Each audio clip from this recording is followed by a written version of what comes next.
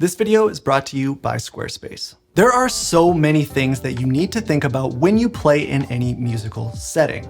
So why is it that the pros often look so chill and unbothered while doing it? Well, just like speaking your native language, you're not thinking about every letter that makes up every word before it comes out of your mouth.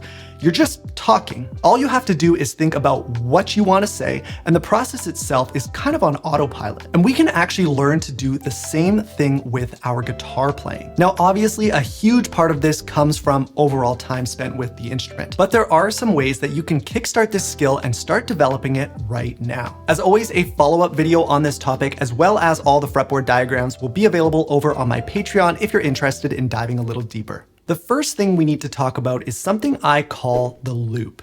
And the loop is the connection between your ears, your brain, and your hands. When you sit down to play over a track or along with other musicians, the first thing you need to do is listen. And that's what starts the loop. You gather the information with your ears, and that feeds it into your brain where you process what you're hearing. Then you make a decision as to what to do with your hands, and you play it. As you begin to play, you're now closely listening to the sounds that you are making and listening to how that fits into the music around you, which essentially starts the loop over.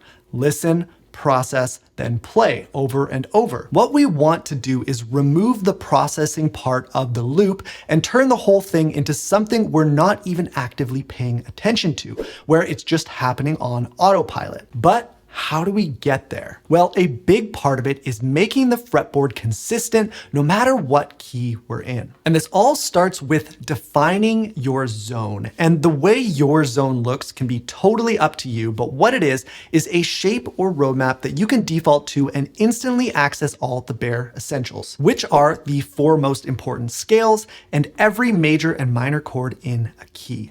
Now, a lot of players have a pre-installed switch, and that switch goes from chord mode to scale mode. And every time you flip that switch, it's like putting blinders on and keeping you from seeing everything on the other side. So the key here is to learn to bypass this switch and see our zone as one shape, not as the individual pieces that make it up. I'm going to be showing you my own zone here. I call it the home base, and you might be familiar with it already if you've seen some of my other videos. So our first scale is the minor pentatonic, and it's starting on an A note in this position, so it is an A minor pentatonic. If we play this exact same scale starting on this note where my pinky is, we would actually be playing the relative major pentatonic. So in this case, C major pentatonic. None of the other notes change. They're the same scale, just starting at different points. Now we can also add the notes back in to make these full major and minor scales. So we've got the full natural minor scale here. And if we start it from the C note, this note here, we've got the full C major scale. Those are the four scales you're going to be playing 99% of the time. So now we need to talk about our chords and where they fit in. And what we're going to do is we're going to add some notes to our shape here horizontally on the low E string and on the A string. And you really want to pay attention to the numbers here, because the numbers are going to tell us whether these notes are going to represent the root note of a major bar chord or a minor bar chord. So notes 1, 4, and 5 are major, 2, 3, and 6 are minor, and then the seventh one is a diminished chord. You're not going to use the diminished chord often, but I'm going to show it to you anyway.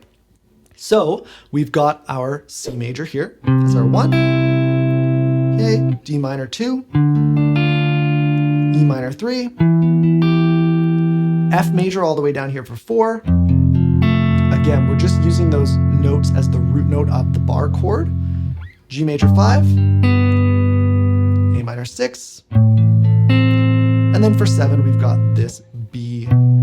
Technically I'm playing A minor 7 flat 5 there, but it represents a diminished triad and resolve on the 1. And that's all the chords in the key of C major or A minor. And this shape can be shifted anywhere on the fretboard to allow me to play in other keys without worrying about adapting or changing my shapes whatsoever. So we can take our entire shape and without changing any of the spacing or anything, we just shifted up 2 frets.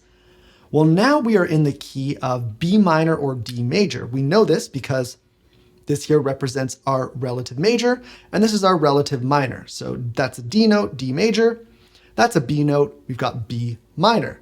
And you can see every single thing works the same. The shape itself has not changed. I can play through 1, 2, 3, 4, 5, 6, 7 chords as well.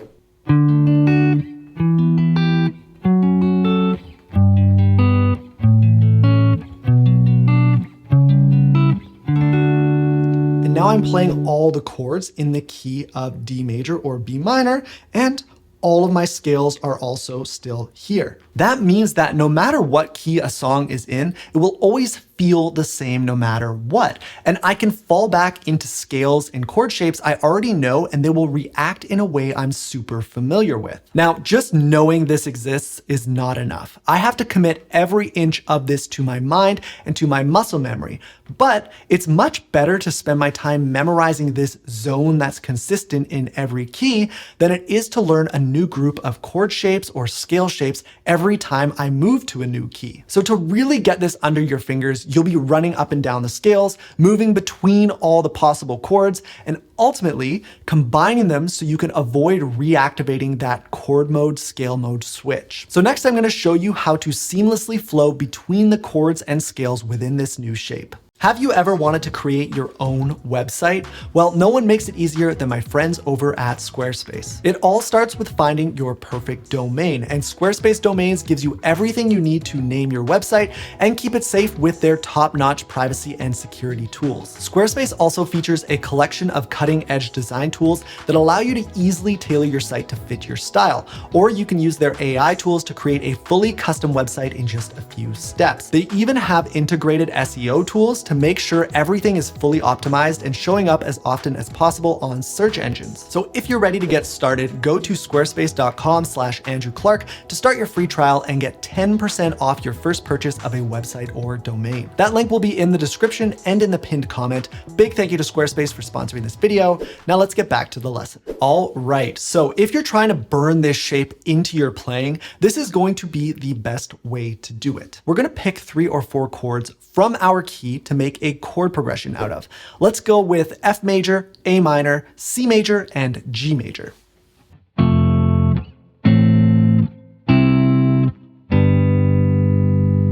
And what we want to do is either play some notes or a fragment of the scale between each chord. If you're a little more advanced, you can totally throw in a lick you know instead as well. This is going to be really slow at the start, but the randomness mixed with the static chord progression is really going to be effective. So F major is our first chord here, and it's quite far away from our scale shapes. So what I'm going to do is I'm just going to play some of the root notes of our other chords in between to kind of fill in the space. And I'm not gonna have any rhythmic qualities yet, so we're gonna take this nice and slow. So we play our F major, like that. Then we play a couple of notes. We go to our next chord, A minor. Now we're in nice position for the scale. Play those notes. Next chord. I'm still close enough.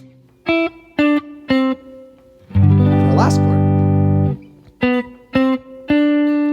Before going back and doing the cycle again.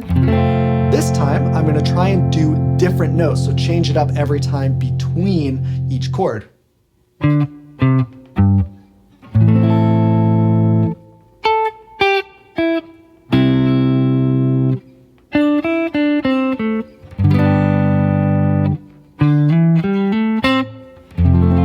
And you keep doing that over and over. As you get a feel for it, try and add some rhythm, even if it's slow. It's not about it sounding good yet. It's just about building these connections.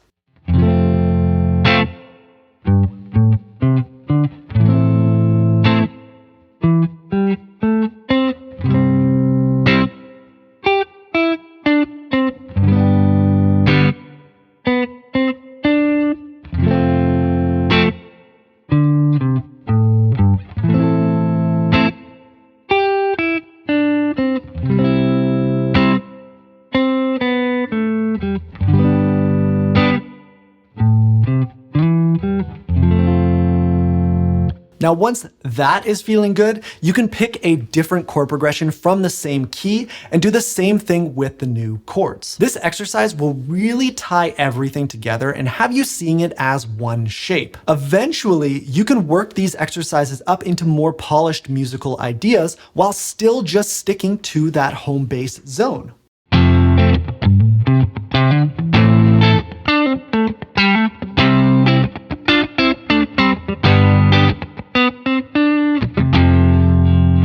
The final form is to do this along to an actual song, so that way it keeps pushing you along and you can't just stop when you mess up. So you'd aim to hit the chord changes while filling the space in between with notes. Here's a track in the key of C major or A minor as an example.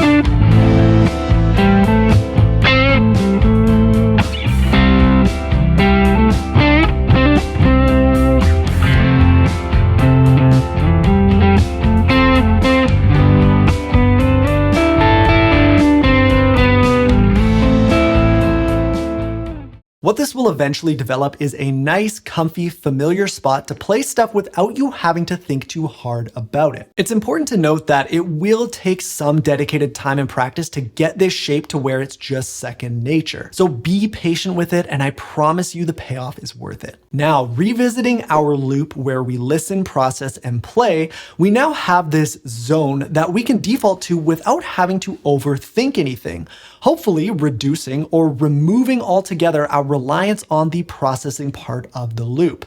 All of our essential stuff is right at our fingertips. The only real big piece remaining is the listening part. And once we're thinking a little less about what our hands are doing and what we're allowed to play, it frees us up to start paying attention to our surroundings, to get your head up and look around.